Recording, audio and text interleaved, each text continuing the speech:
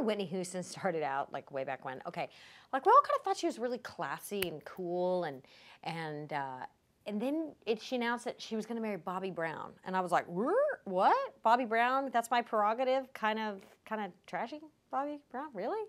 Because her image she had been projecting, I thought she was going to marry like Colin Powell, except of course he has a wife. But you know what I'm saying here. So and then it's like she gets caught in the airport with pot, and then there's like all this like they're doing drugs, and then the reality show that being Bobby Brown thing or whatever. I mean, forget it. That was a bridge too far. Then you really knew that they were like, I'm not invited over for dinner. I'm just not.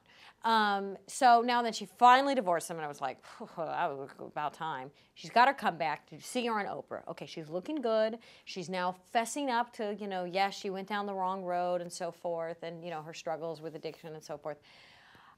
I don't know. Are you buying it? Because part of me is like, I love a comeback.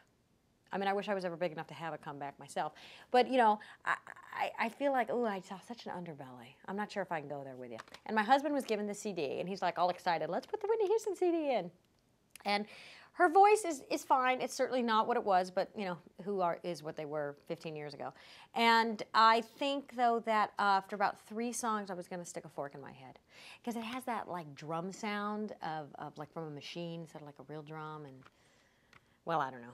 What do I know? I'm just the last person in America who still has CD holders.